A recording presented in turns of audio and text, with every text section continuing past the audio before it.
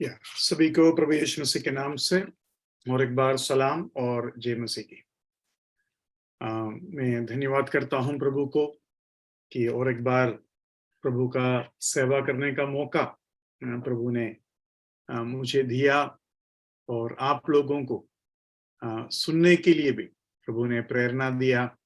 मैं सोच रहा था कितना आशीष भरी बातें हैं कि विश्वासी इच्छा और रुचि के साथ, ताल्पर्य के साथ वचन सुनने के लिए आते हैं। बहुत बड़ी बात है। अगर आप नहीं है तो इस क्लास लेने में क्या आनंद मिलेगा। तो आप लोगों की उपस्थिति बहुत ही बहुमूल्य है। मैं आप सभी के लिए प्रभु को धन्यवाद करता हूं।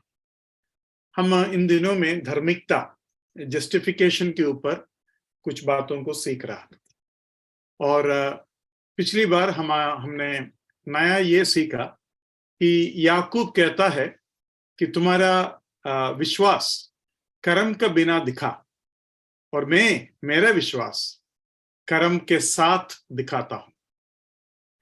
उसके ऊपर हमने काफी चर्चा की और हमने समझा कि याकूब कर्म के ऊपर जोर नहीं दे रहा है, लेकिन याकूब ये कह रहा है तुम्हारे विश्वास अगर दिखाना हो, अगर लोगों को समझ में आना हो तो आपको कर्म चाहिए।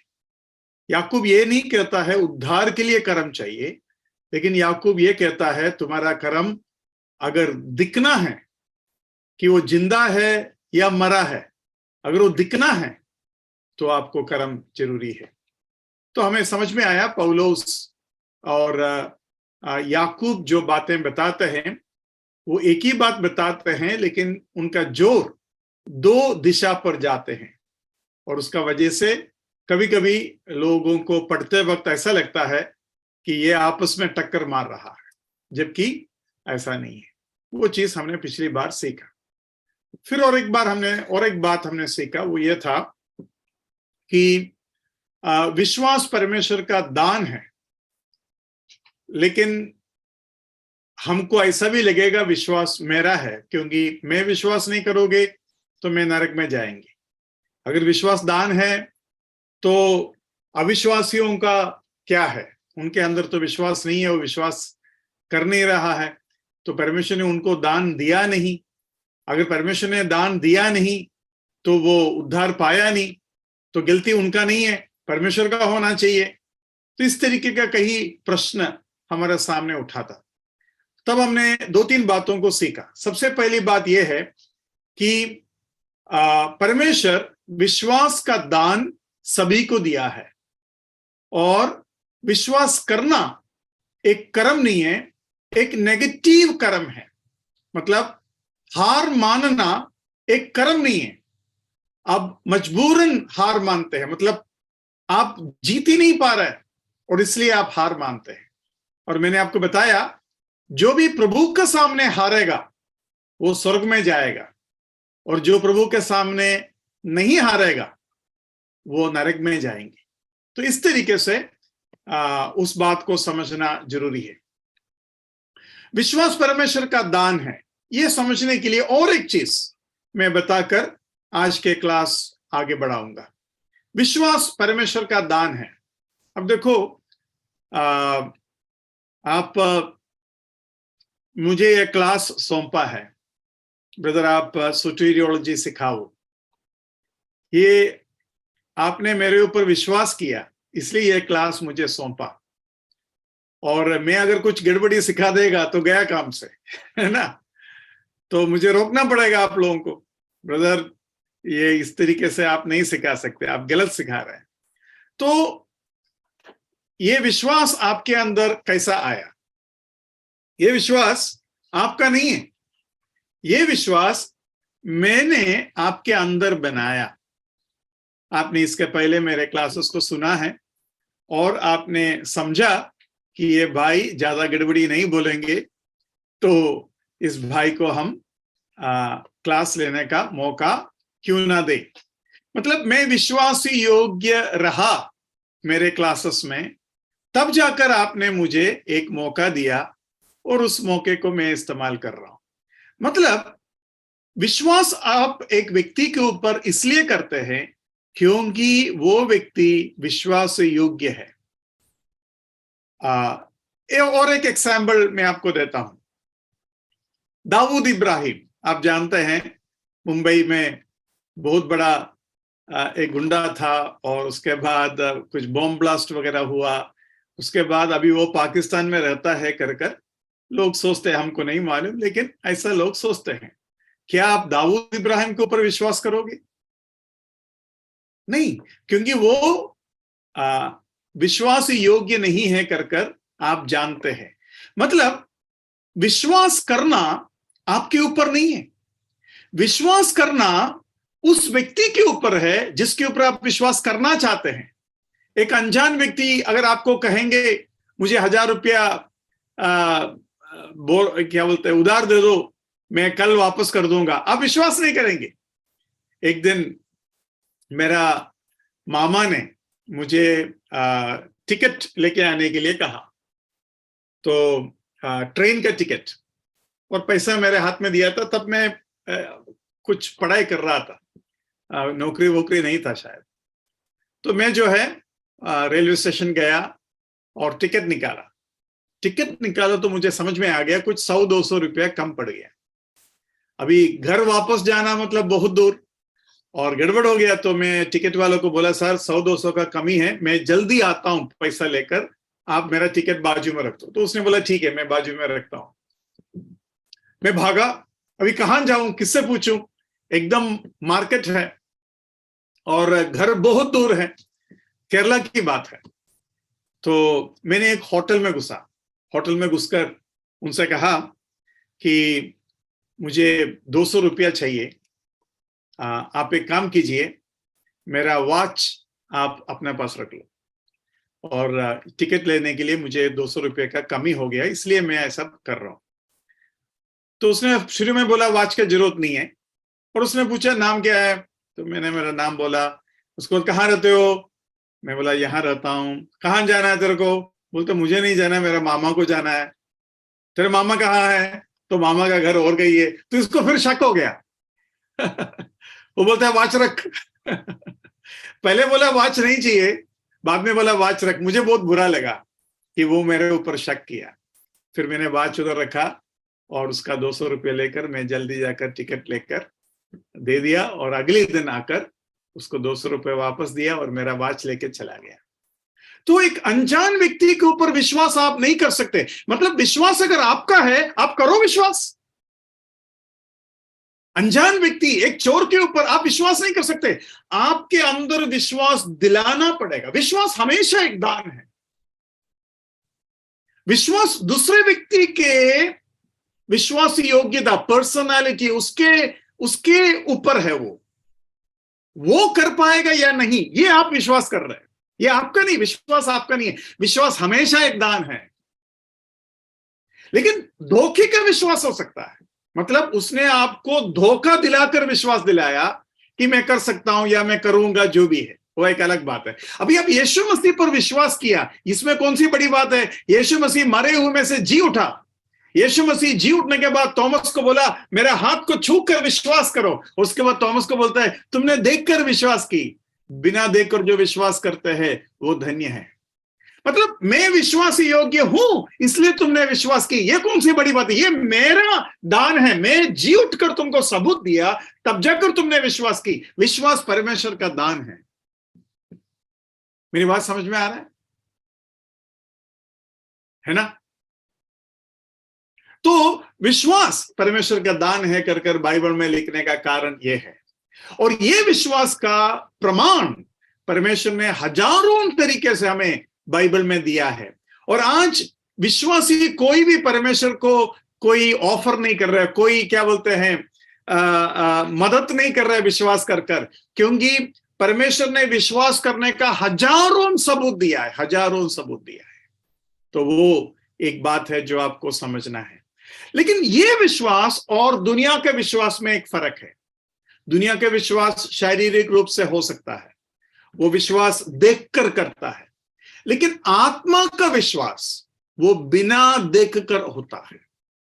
तो हमारा जो विश्वास है वो आत्मा में है, और इसलिए विश्वास और आत्मा का बीच में एक अनोखा संबंध है। विश्वास और आत्मा के बीच में एक अनोखा संबंध है।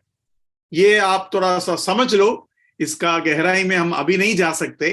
ये आराधना का संबंध में सीखने वाली कुछ बातें हैं, लेकिन मैं आपको एक चाबी देता हूं, एक एक्सरसाइज देता हूं, आप थोड़ा करके देखना। बाइबल में जहां कहीं भी विश्वास देखते हो, विश्वास शब्द देखते हो, आप एक काम करके देखो, उधर आत्मा शब्द इस्तेमाल करके देखो। अभी देखो, इब्रानी 11:6 बोलता है, विश्वास के बिना परमेश्वर को प्रसन्न करना अनहोना है। उधर ऐसा डालो, आत्मा के बिना,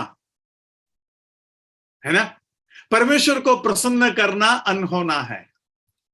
अभी उसका ऑपोजिट क्या है? विश्वास के ऑपोजिट अविश्वास है, नहीं तो आत्मा का ऑपोजिट शरीर है। शरीर के द्वारा परमेश्वर को कोई प्रसन्न नहीं कर सकता, है कि नहीं? है ना?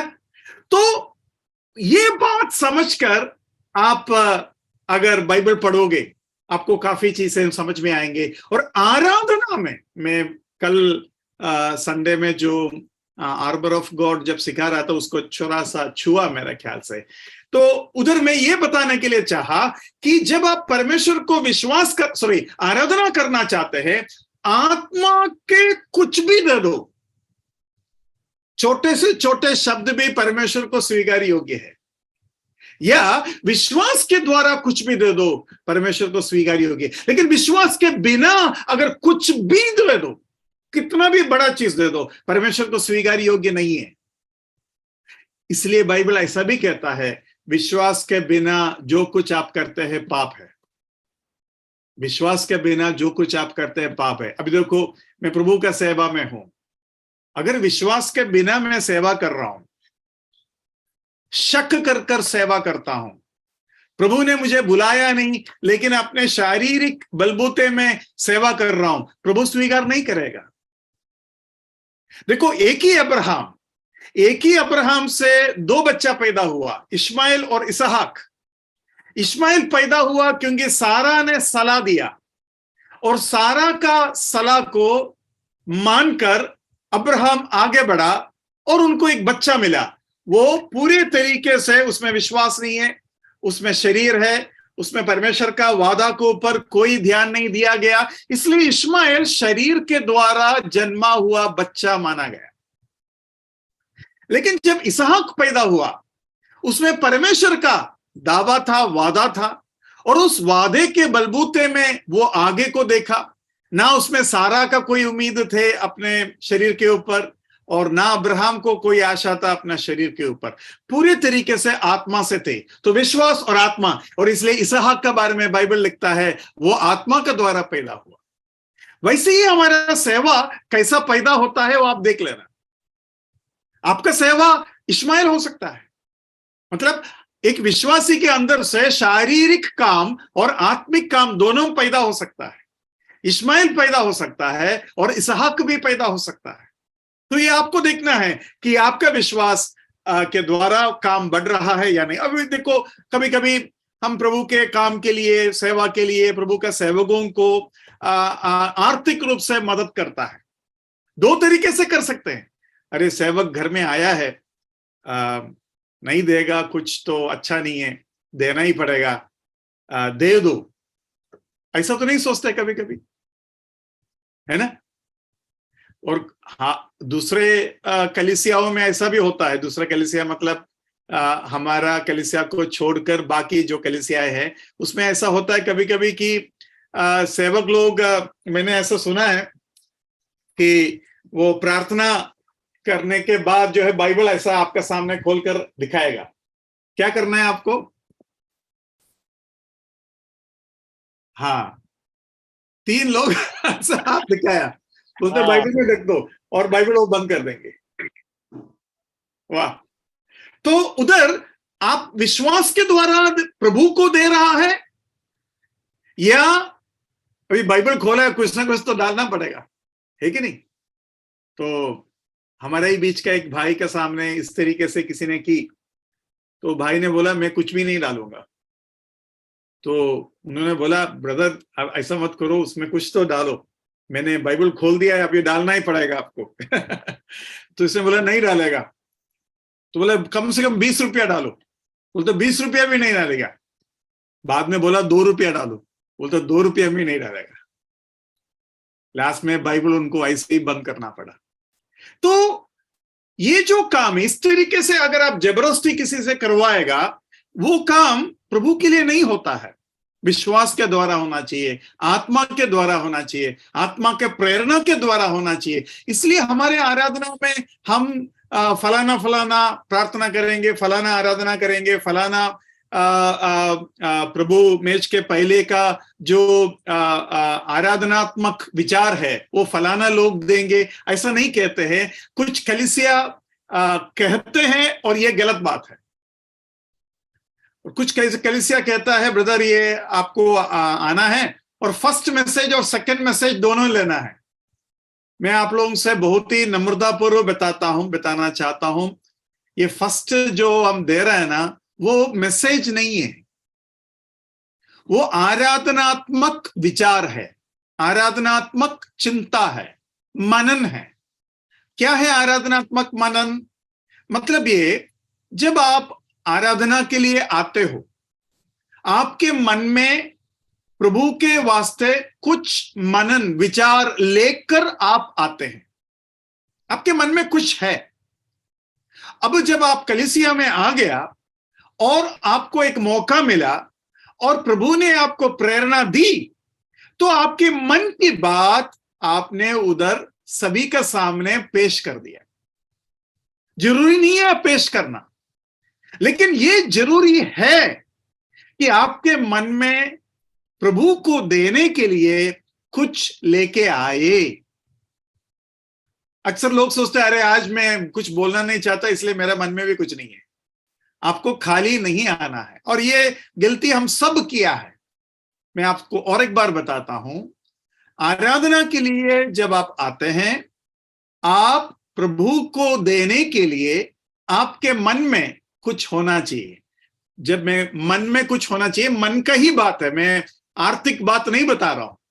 प्रभु का कुछ महिमा, खूबी, जो प्रभु को जिसके द्वारा आप स्तुति चढ़ा सके, उसके कुछ खूबी आपके मन में होना चाहिए। अब आराधना के लिए आया ना, मतलब जो उसका धन है वो उसको दो। तो उसका कौन सा धन आपको मिला? कौन सा धन मतलब उसका कौन सा महिमा, कौन सा खूबी आपको मिला? वो खूबी देने के लिए आप आया, मतलब वो खूबी प्रभु के सामने पेश करने के लिए आया। प्रभु आप पवित्र है, प्रभु आप अति सुंदर है, क्यों? फलाना फलाना कारण मेरे मन में है। तो वो लेकर आप आया, और लेकर आने के बाद प्रभु के आत्मा ने आपको प्रेरणा दी कि वो बात आज कलीसिया में कर दिया जाए, और आपने वो विचार पेश किया। तो जो लोग पहले से ही मन का भावना लेके आया है, उसको और एक विचार मिल गया। मतलब छोटा सा आग था, उसमें आपने तेल डाल दिया और वो आग एकदम फैलकर जलने लगे, आराधना के आग। तो हम जब बोलते हैं पहला मैसेज, सेकंड मैसेज, आप हो सकता तो अगर कोई मेहमान है, आपको उन्हें कैसा फिर बताए, आप ऐसा बता सकते हैं ब्रदर, पहला जो मनन बोलने का समय पर आपको बोलने का आजादी है। मतलब बोलना जरूरी नहीं है, बोलने का आजादी है। आपको अगर प्रेरणा है तो आप बोल सकते हैं, ऐसा आप कहेगा तो उत्तम रहेगा। आराधना में कोई भी चीज आप तैयार नहीं करेंगे, फलाना फलाना प्रार्थना करेगा, फलाना फलाना आराधना करेगा और ये करेंगे, वो नोटिस के लिए हम तैयार कर सकते हैं, क्योंकि नोटिस पढ़ते हैं तो वो आराधना नहीं है। लेकिन इवन जो दान हम देता है, कुछ लोग उसको चंदा बोलते हैं। बाइबल ट्रांसलेशन में भी कुछ जगह पर चंदा लिखा है। चंदा शब्द भी उचित नहीं है, उत्तम नहीं है। उत्तम और सही शब्द ये रहेगा, दान आप कह सकते हैं, नहीं तो आप भेंट कह सकते हैं, भेंट कह सकते हैं। है। तो वो भी आराधना, इंग्लिश में ऑफरिंग बोलता है। ऑफरिंग मतलब है वो बलिदान है, ऑफरिंग है। अब्राहम ऑफर्ड आइसक, अब्राहम ने इसहाक को बलिदान चढ़ाया, बलि चढ़ाया, ऑफर है, ऑफरिंग है। तो ये चीज जरूरी है। अभी मैं आपको और एक खूबी बताता हूं जो अति उत्तम है, लेकिन हमारे इंडिया में नहीं चलते हैं, लेकिन बाहर के देशों में चलता है। मैं एक बार आयरलैंड गया, तो आयरलैंड गया तो नॉर्थर्न आयरलैंड और सदर्न आयरलैंड, दो आयरलैंड है। उसमें से एक आयरलैंड केवल एक देश है और एक आयरलैंड ब्रिटिश या इंग्लैंड के भाग है। तो मैं दोनों आयरलैंड में गया हूं, लेकिन ये जो आयरलैंड में मैं गया तो उधर एक मलयाली भाई था। तो भाई ने बोला, ब्रदर यहाँ वचन के सेवकाई के टाइम पर भी चाहे मेहमान आए फिर भी कोई बोलेगा नहीं आपको उठकर बोलना है करके। मतलब आराधनात्मक मनन के बारे में नहीं बोल रहा हूं, उसके बाद जो मैसेज है जिसको हम मैसेज कहते हैं, उस मैसेज के लिए भी कोई आपको बोलेगा नहीं। आपको अगर प्रेरणा है तो उठकर बोलना है, यह है यहां का तरीका, उन्होंने ऐसा बताया। तो वो भाई ने मुझे बुलाया था, उनका वजह से मैं आयरलैंड गए। तो भाई ने मुझे ऐसा बोला, ब्रदर ये इनका तरीका है, आप एक काम करना, पक्का उठना। उसके मतलब इन लोग बाहर बाहर ऊपर ही ऊपर प्रेरणा वगैरह बताएगा, लेकिन आप पक्का उठना, मैं आपको हुक्म देता हूं। देखो, मनुष्य जो है अपना हाथ बढ़ा रहा है संदूक को पकड़ने के लिए। मेरी बात समझ में आया मैं क्या बोला अभी? ये संदूक कहां से आ गया, कोई बताए मैं क्या बोलने का कोशिश कर रहा हूं? उज्जा के टाइम।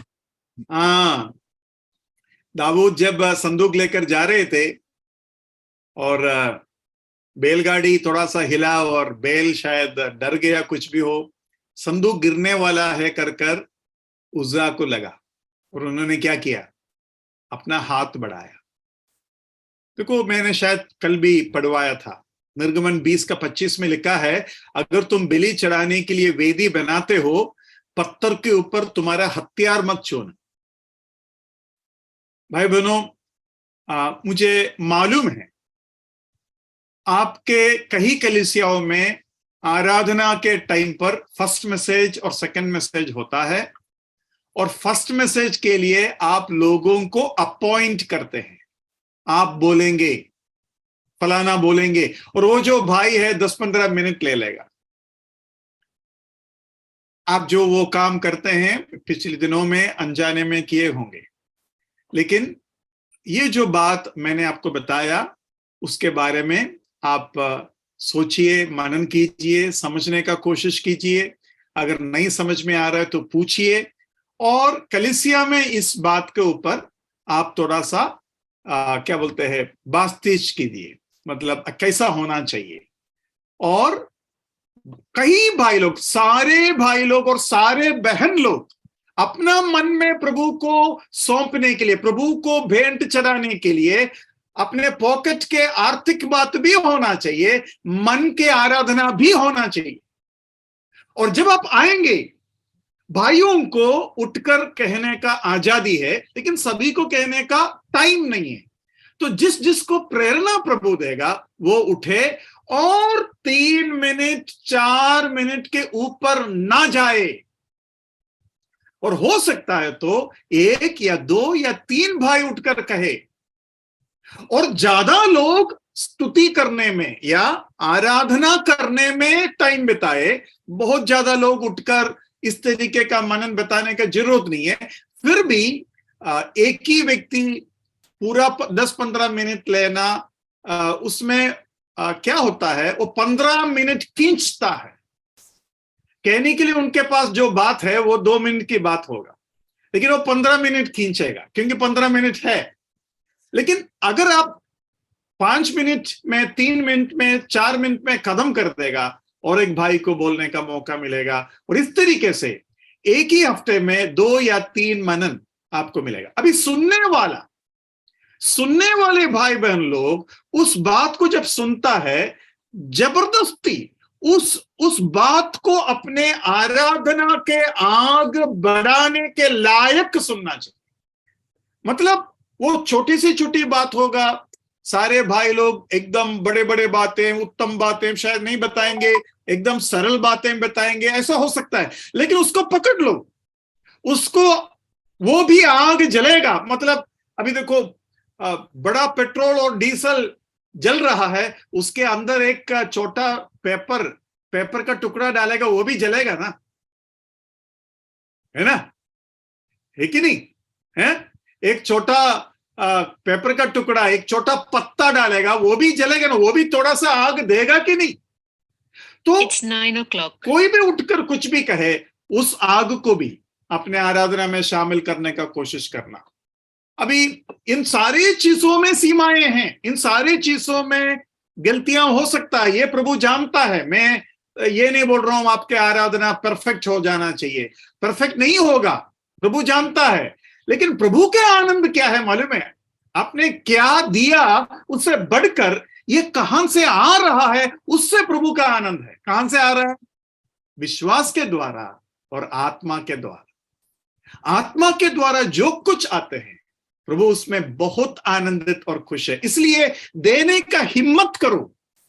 और जब देता है, कुछ लोग चुपचाप देते हैं, कुछ लोग शांत होकर देते हैं, कुछ लोग आवाज उठाकर देते हैं, कुछ लोग गाने का सलाह देकर कहते हैं। मतलब कई तरीके का आराधना एक ही टाइम पर होता है। उन सारे आराधना में बहुत मूल्य है, ये समझ लो आप। तो आपके अंदर बहुत तसल्ली मिलेगा, मैंने प्रभु का स्तुति किया, मैंने एक छोटा विचार लेके आया, और मेरा विचार के वजह से मैं एकदम आनंद में था, और मैंने उस बात को भी प्रभु का सामने रख दिया है, और प्रभु उसको बहुमूल्य समझते हैं। देखो, बाइबल में एक अन्य जाति व्यक्ति यीशु मसीह के ऊपर विश्वास किया और कहा, आपको मेरे पास और मुझे आपके पास आने का योग्यता नहीं है, इसलिए आप एक शब्द कह दो, ये काफी है। तो यीशु मसीह इतना खुश हो गया, और यीशु मसीह कहता है, ऐसा विश्वास पूरा इस्राएल में मैंने नहीं देखा। इतना खुश क्यों होता है यीशु मसीह? क्योंकि वो आत्मा से आया है, वो विश्वास के द्वारा आया है। ये है बड़ी बात। इसलिए हिम्मत रखो भाइयों बहनों। आपका 1 रुपया हो, आपका एक छोटा गाना हो, आपका एक छोटा मनन हो, जो आपने कलीसिया के सामने भी नहीं रखा, आपका मन में रखा, और आराधना के टाइम पर आपने चुपचाप उसको भी सौंप दिया। जैसे कि विधवा अपना 2 सिक्का, शायद ऐसा वो रखा होगा कि कोई नहीं हो तब मैं डालूं, क्योंकि वो नहीं चाहता कि कोई देख ले, है ना। तो वैसे ही आप चुपचाप अपना मनन लेके आया और प्रभु को सौंप दिया। बहुत बड़ी बात है। प्रभु बोलेंगे, ये विश्वास मेरे लिए सबसे बड़ी बात है। प्रभु आपको सहायता करे। एक औरत आकर यीशु मसीह के पांवों को छुआ, अपने आंसू से पोंछा, और उसके क्या बोलते हैं, पांवों में इत्र डाला, सिर पर इत्र डाला। एक व्यक्ति ने पांव पर इत्र डाला। प्रभु बोलता है, ये मेरा दफन के लिए इन्होंने किया है। मतलब विश्वास की बात है वो। तो वो बात आप समझ लेना। विश्वास परमेश्वर का दान है, विश्वास आत्मा से है। जहां कहीं भी विश्वास शब्द देखता है, उधर आत्मा शब्द इस्तेमाल कर सकते हैं, और जहां कहीं भी आत्मा देखता है, उधर विश्वास शब्द इस्तेमाल कर सकते हैं। लेकिन इन दोनों का विपरीत है शरीर। तो शरीर उधर डाल के देखो, एकदम विपरीत हो जाएगा। और आज भी आराधना में ये गलतियां होता है, और आराधना में, सही आराधना और गलत आराधना में कई ऐसे क्षेत्र है जहां सुधार का जरूरत है। उसमें से एक बात आपका सामने मैंने आज रखा है। आप लोग शांति से, इसका वजह से कोई भी कलीसिया में झगड़ा और गड़बड़ी और जबरदस्ती वाली बात नहीं होना चाहिए, ठीक है।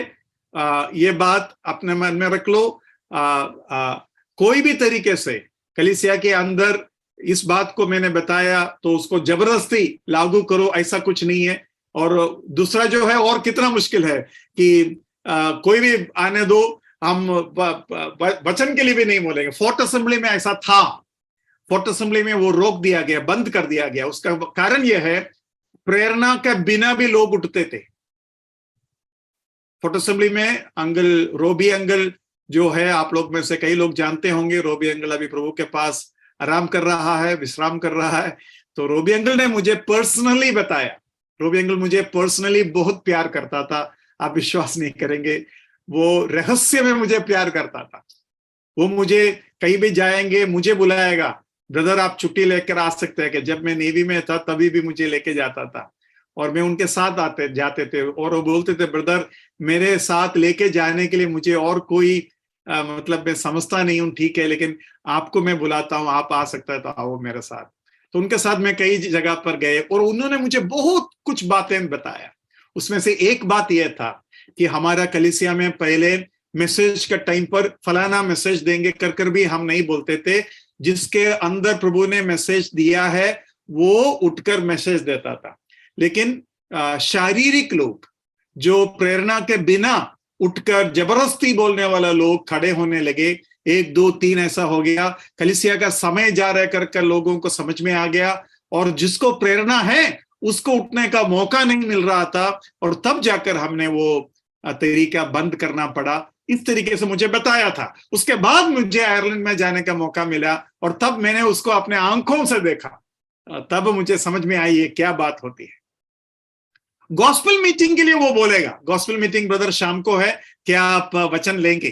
तो मैं जानबूझकर कई बार मैं खड़ा भी हुआ, एक बार मैं खड़ा नहीं हुआ, एक बार मैं आराधनात्मक मनन भी नहीं दिया, और एक बार मैं उधर ही उसी संडे में विजिटर था, लेकिन मैंने मैसेज भी नहीं दिया और उन्होंने कुछ नहीं बोला। उनका एक भाई खड़ा हुआ और उन्होंने मैसेज दिया। बहुत बढ़िया चीज मुझे सीखने को मिला उस दिन। लेकिन जब मैं खड़ा नहीं हुआ, मैं समझता हूं वो प्रभु का प्रेरणा था कि उस दिन मैं खड़ा ना हो और उस प्राचीन के द्वारा जो वचन था वो मुझे सुनने को मिले और उसमें से मुझे लाभ मिले। आज भी मैं उस बात को बहुत उत्तम समझकर मेरा हृदय में रखा हुआ है, कभी नहीं भूलेंगे। तो उतना तो शायद हमारे कलीसिया में शायद मुश्किल होगा, लेकिन आपके ऊपर है। फिर भी मैंने आपको दोनों बात एक साथ बता दिया, आपका आजादी के लिए और प्रेरणा के लिए। आज हम सैंक्टिफिकेशन सीखने जा रहे हैं। सैंक्टिफिकेशन, पवित्रीकरण। भाई पवित्रीकरण में सबसे पहले मैं आपको सिखाऊंगा पवित्रीकरण क्या नहीं है, सैंक्टिफिकेशन क्या नहीं है। 2-3 वचन को हम पढ़ेंगे और उसमें से हम कुछ बातों को सीखने का कोशिश करेगा। लेकिन इन वचनों को पढ़ने का उद्देश्य मैं आपको सबसे पहले बताता हूं। हम क्या सीखने जा रहे हैं? क्या पवित्रीकरण नहीं है, मतलब पवित्रीकरण के बारे में हमारा समझ में कुछ गलतफहमियां हो सकता है। सबसे पहले यह है नकारात्मक विचार, मतलब पाप के स्वभाव को निकाल देना नहीं है, मतलब इरेडिकेशन ऑफ सिंफुल नेचर। पूरे तरीके से पाप के स्वभाव हमारे अंदर से चला गया, यह नहीं है पवित्रीकरण। ऐसा नहीं हो सकता। मतलब पाप के स्वभाव जो है हमारे अंदर जब तक ये शरीर मरेगा नहीं तब तक रहेगा। आपको इस मरणहार शरीर जिसके अंदर पाप का स्वभाव है उससे मरते वक्त तक लड़ना पड़ेगा। ऐसा कभी नहीं हो सकता कि आपका शरीर एक दिन पूरे के पूरे आपकी बात मानना शुरू हो जाएगी। बाइबल में बहुत से ऐसे वचन हैं जो ये कहता है लगातार मरते वक्त तक ये शरीर अपना मर्जी में जीने का पूरा कोशिश करते रहेंगे, लेकिन आत्मा उसका मालिक है। आत्मा के लिए शरीर दिया गया है, शरीर के लिए आत्मा नहीं दिया गया है, और इसलिए आत्मा को अपना नेतृत्व लेना है, अपना क्या बोलते हैं, अपना लीडरशिप लेना है, अपना लीडरशिप का अधिकार को इस्तेमाल करना है और शरीर को काबू में लाना है। जबकि शरीर जो है अपना पूरा कोशिश करेंगे कि वो नेतृत्व में आए। तो क्या नहीं है सैंक्टिफिकेशन या पवित्रीकरण? क्या नहीं है? इरेडिकेशन ऑफ सिंफुल नेचर, मतलब पाप का स्वभाव को संपूर्ण तौर से शरीर के अंदर से निकालना, यह नहीं है सैंक्टिफिकेशन का मतलब। अभी कुछ वचनों को हम देखेंगे, इससे हमें पता चलेगा प्रेरित लोग इस विषय में क्या सिखा रहा है। फिलिप्पी 3 का 12 से 14 तक पढ़िए। फिलिप्पी 3 का 12 से 14। ये मतलब नहीं कि मैं पा चुका हूं या सिद्ध हो चुका हूं, पर उस पदार्थ को पकड़ने के लिए दौड़ा चला जाता हूं जिसके लिए मसीह यीशु ने मुझे पकड़ा था। हे भाइयों, मेरी भावना ये नहीं कि मैं पकड़ चुका हूं, परंतु केवल यह एक काम करता हूं कि जो बातें पीछे रह गई है उनको भुलाकर आगे की बातों की ओर बढ़ता हुआ निशाने की ओर दौड़ा चला जाता हूं। मतलब पौलुस इस बात को मानता है, मैं परफेक्ट नहीं हूं, मैं पाया कर कर नहीं कहता हूं, मैं उसके लिए दौड़ा चला जा रहा हूं।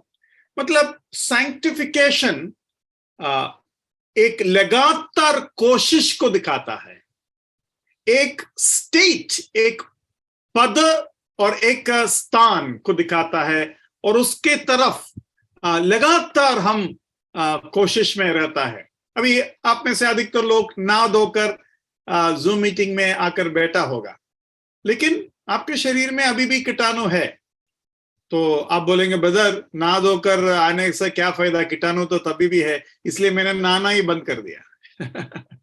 नहीं, लगातार आप नहाते रहेंगे, आप एक साफ सुथरा व्यक्ति ही माना जाएगा। आपके शरीर में गंदगी होने के बावजूद भी आप एक साफ सुथरा व्यक्ति माना जाएगा, क्योंकि आपका कोशिश लगातार यह है कि आप क्या बोलते हैं, स्वस्थ और शुद्ध रहे। तो इस तरीके का एक अर्थ उसमें से समझ। अभी देखते हैं याकूब क्या कहता है। याकूब अध्याय 3 उसका दूसरा पद। इसलिए कि हम सब बहुत बार चूक जाते हैं, जो कोई वचन में नहीं चूकता वो तो सिद्ध मनुष्य है और सारी देह पर भी लगाम लगा सकता है। For we all stumble in many things. हम सब चूक जाते हैं, कहीं ना कहीं हम चूक जाते हैं। अगर वो बिल्कुल नहीं चूकते तो परफेक्ट हो गया, और वो पूरे शरीर को भी पूरा काबू में ला सकते हैं। लेकिन हम जानते हैं, जैसा पौलुस मानते हैं कि मेरे अंदर कोई भलाई नहीं, तो ये कोशिश, ये लगातार कोशिश आपको करते रहना है। पहले यूहन्ना पहला अध्याय उसके 8 और 9। पहला यूहन्ना पहला अध्याय उसके 8 और 9। यदि हम कहें कि हम में कुछ भी पाप नहीं, तो अपने आप को धोखा देते हैं और हम में सत्य नहीं। यदि हम अपने पापों को मान ले, तो वह हमारे पापों को क्षमा करने और हमें सब धर्म अधर्म से शुद्ध करने में विश्वास योग और धर्मी है। हाँ, मतलब लगातार प्रभु हमें शुद्ध करने के लिए तैयार है, और लगातार शुद्धिकरण का जरूरत है ना। तो लगातार आपको यह काम करना है, क्योंकि अंदर बाहर अशुद्धि के कई बातें होते रहेंगे। और प्रभु कहता है, अगर आप में से कोई कहता है कि मेरे अंदर कोई पाप नहीं है, तो परमेश्वर को झूठा ठहराता है। If we say that we have no sin, we deceive ourselves and the truth is not in us. हमारे अंदर सच्चाई नहीं है, सत्य नहीं है, इसलिए ऐसा कोई सोचना नहीं चाहिए। लेकिन अगर हमारे पाप को हम मान लेंगे, तो प्रभु यीशु मसीह सारे पापों को हमसे शुद्ध करने के लिए या हमें धोने के लिए प्रभु यीशु मसीह तैयार है। पतरस ने जब अपने पाव धोने के लिए मना किया, तो प्रभु ने कहा, तुम्हें कोई भाग नहीं मिलेगा। और जब इस बात को पतरस समझ लिया, तब पतरस अपने पावों को धोने के लिए यीशु मसीह को अनुमति दी, और यीशु मसीह उसके पाव को धोया। और ये काम प्रभु के अलावा और कोई नहीं कर सकता, प्रभु के अलावा और कोई नहीं कर सकता। तो ये बात आपका मन में रखना है। उसका दूसरा अध्याय पहला वचन भी पढ़ेंगे, चैप्टर 2 वर्स 1। हे मेरे बालकों, मैं ये बातें तुम्हें इसलिए लिखता हूँ कि तुम पाप न करो, और यदि कोई पाप करे तो पिता के पास हमारा एक सहायक है, अर्थात धर्मी यीशु मसीह। मतलब मैं इसलिए लिखता हूं कि तुम पाप ना करें। यदि, and if anyone sins, we have an advocate with the Father Jesus Christ, with the Father Jesus Christ the righteous. पाप ना करे, यदि किसी ने पाप की तो हमारे पास, पिता के पास एक बिचवई, एक वकील, एक एडवोकेट है जो हमारे लिए प्रभु पिता के सामने विनती करेंगे। तो हमने क्या सीखा? हमने ये सीखा कि पाप के साथ का लड़ाई मरते वक्त तक हमारे अंदर रहेगा। उसको और विस्तार रूप से हम सीख सकते हैं, जैसे प्रभु अनुमति देगा उसके ऊपर हम ध्यान देंगे। लेकिन इस वक्त में एक और चीज आपको खास कर प्रैक्टिकल, व्यवहारिक रूप में बताना चाहता हूं। आप लोग कभी चाहा है प्रभु मेरे को एक ऐसा ताकत दे जिससे मैं पाप ही ना करूं, या मुझे ऐसा बना दे आप जिसमें मैं पाप कर ही नहीं सकते हैं, मुझे मंजूर है, आप ऐसा मुझे बना दो। कभी चाहा है आपने? हाँ, लेकिन ये नहीं होगा। क्यों नहीं होगा? क्योंकि इस पाप को, कोई भी पाप, आपका जिंदगी का कोई भी पाप को पार करने का ताकत प्रभु आपको दे चुका है। लेकिन जितना ताकत चाहिए उससे ज्यादा ताकत प्रभु आपको देना जरूरी नहीं है। अभी देखिए, मैं आपको बताता हूं,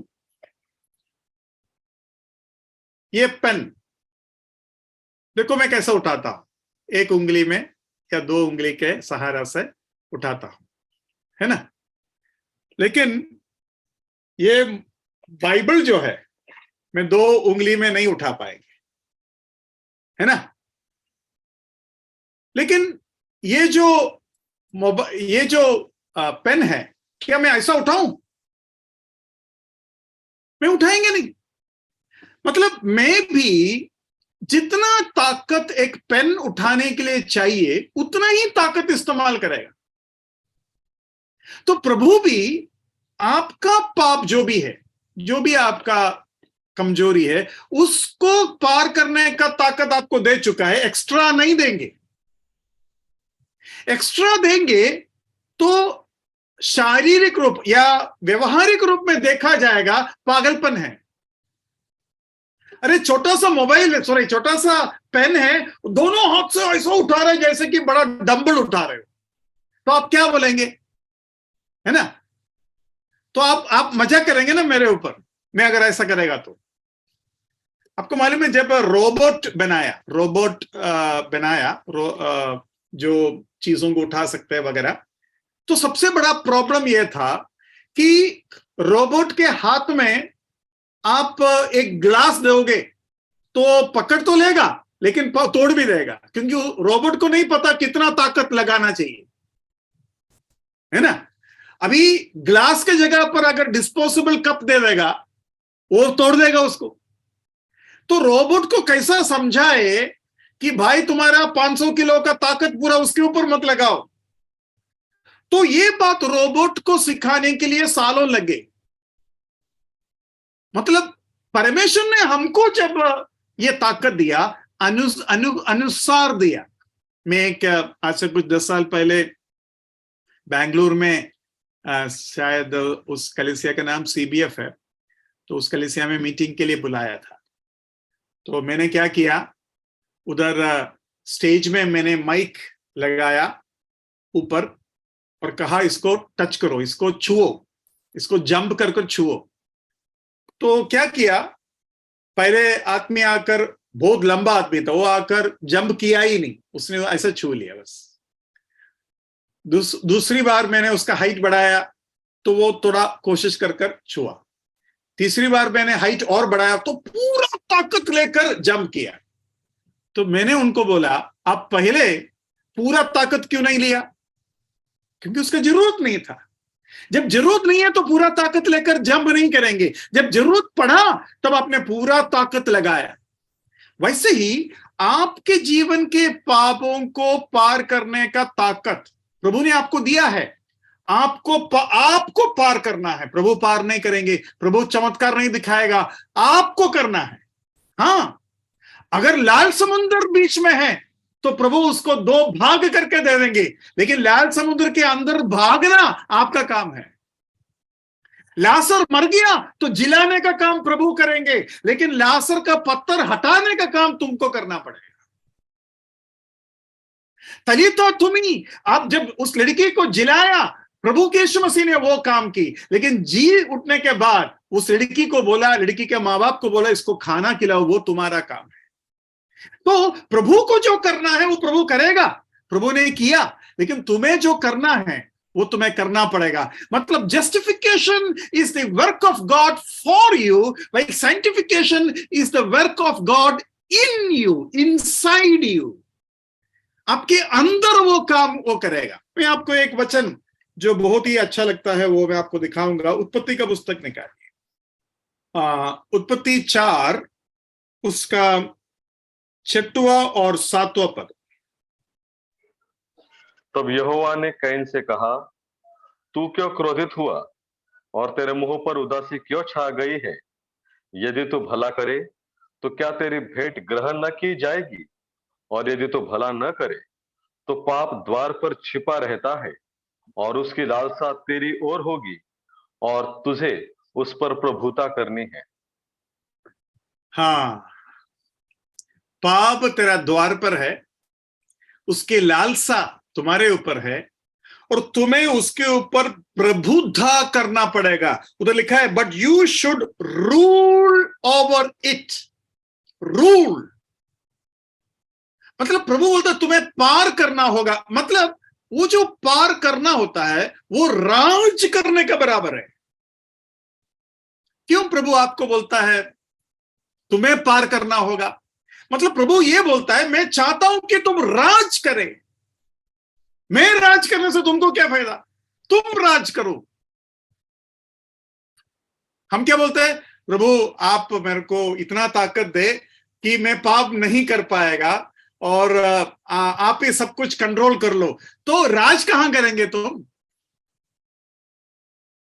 अभी देखो, कोई भी ऑफिस में, इलेक्शन में सभी लोग राज करना चाहते हैं, है ना?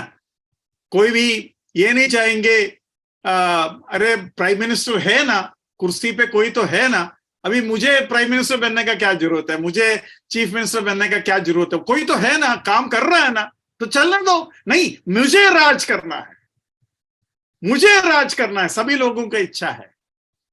लेकिन पाप के ऊपर जब बारी आता है, हम परमेश्वर को बोलते हैं आप राज कर लो, मैं आराम करता हूं। देखो, जब योशुआ ने 5 राजाओं को हराया, योशुआ ने या यहोशू ने जब 5 राजा को हराया, यहोशू इस्राएल के सारे प्रभुओं को, सारे प्राचीन लोगों को, या क्या बोलते हैं लॉर्ड्स वो लिखा है, मतलब सारे जो नेतृत्व में जो लोग हैं उनको बुलाया और कहा, इन 5 राजाओं के गले के ऊपर पाव रखो। अरे आपने राजा को हरा चुका है, अभी पाव रखने से क्या फायदा? कोई बता सकते हैं क्यों जोशुआ कहता है पाव रखो?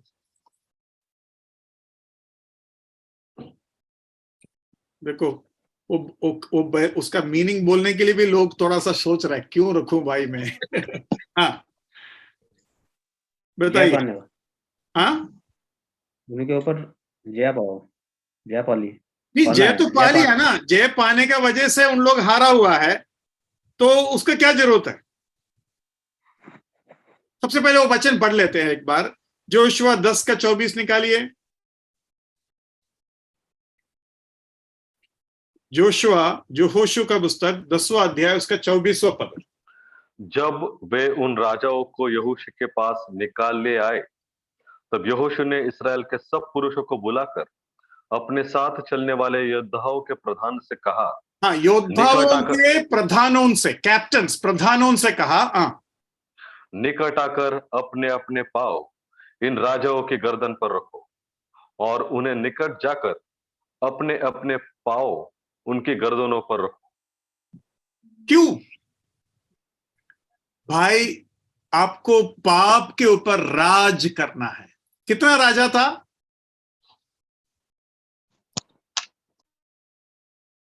कितना राजा था? 5 राजा था, है ना? है ना? 5 सेंस के ऊपर कंट्रोल करना है। हाँ, उसका मीनिंग भी ब्रदर ने बता दिया।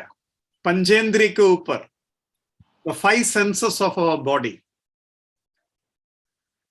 हाँ, कितना अच्छा होगा ऐसा राज कर पाता तो। कौन रोक रहा है आपको? कोई नहीं रोक रहा है। परमेश्वर हमको शैतान को हराकर हमारा सामने रख दिया है और कहा कि उसको मैंने नंगा कर दिया, उसके पूरे हथियार को मैंने उतार दिया और उसके ऊपर जय जयकार के ध्वनि सुनाया। अभी मृत्यु का कुंजी मेरे पास है और सारे अधिकार मेरे पास है, तुम जाओ और राज करो। क्यों हम राज नहीं करते? क्यों हम गिरा हुआ उन 5 राजाओं के गले के ऊपर पाव नहीं रखते? तो काइन को प्रभु ने बोला तुम्हें राज करना पड़ेगा भाई, यू हैव टू रूल। प्रभु आपको और मुझे ये राज करने में मदद करे। बहुत खर्चा किया प्रभु ने ये राज हमारे हाथ में पहुंचाने के लिए। हम स्वर्ग में जाकर सारे जगत के ऊपर राज करेंगे ये बोलकर बड़ा बड़ा प्रचार करते हैं लेकिन व्यवहारिक जीवन में हमें राज करने का इच्छा नहीं। हम कभी कभी कहते हैं इस्राएल लोग पूरे जगह को कब्जा नहीं किया और वो जो है अपने घर में बैठे रहे, लेकिन हम अपने ही शरीर को कब्जा नहीं कर रहा है। द लैंड ऑफ कनान, मिट्टी, यह शरीर मिट्टी है, इस मिट्टी को कब्जा करो, राज करो। यीशु मसीह आपका राजाओं का राजा है, लेकिन आप राजा है। प्रभु उसके लिए आपको सहायता करे। ये क्लास में यहां समाप्त कर रहा हूं। हमने 2-3 बातों को सीखा। सबसे पहले हमने ये सीखा विश्वास के द्वारा क्या होना चाहिए। हमने ये सीखा आराधना में विश्वास का क्या काम और किस तरीके का काम होता है। उसके बाद हमने ये सीखा कि पवित्रीकरण क्या नहीं है। हमने फिलिप्पी के पत्री के द्वारा पौलुस की बात को, याकूब के पत्री के द्वारा याकूब की बात को और योहन्ना के पत्री के द्वारा योहन्ना की बात को सुना। तीनों लोग कहा कि पाप होता है और पाप ना करो, लेकिन पाप होता है और पाप को मानो तो प्रभु माफी देगा। उसके बाद हमने ये भी सीखा कि पाप के ऊपर हमें राज करने के लिए प्रभु ने सारे सुविधा दिया है। काइन अपना भाई को मारने के लिए तैयार हुआ, लेकिन पाप के ऊपर राज करने के लिए तैयार नहीं हुआ। देखो, पाप का जगह द्वार पर खड़ा है, उसका लालसा तुम्हारे ऊपर है। मतलब वो एकदम जानवर जैसे, कुत्ता जैसे द्वार पर खड़ा है। मतलब उसका कोई अधिकार नहीं है, वो तुम्हारे नीचे ही है। लेकिन तुम राज नहीं करोगे तो वो तुम्हारे ऊपर अपना लालसा पूरा करेंगे। प्रभु आपको सहायता करे। आने वाले दिनों में मुझे और आपको, मैं बिल्कुल अपने आप को दूर नहीं रख रहा हूं, बहुत से राज करने का क्षेत्र मेरे जीवन में भी है। इस बात को मैं सारे लोगों के सामने मानना चाहता हूं। आप लोग मुझे लिए भी, मेरे लिए भी प्रार्थना कीजिए। प्रभु हमें सहायता करे, उनके नाम की महिमा।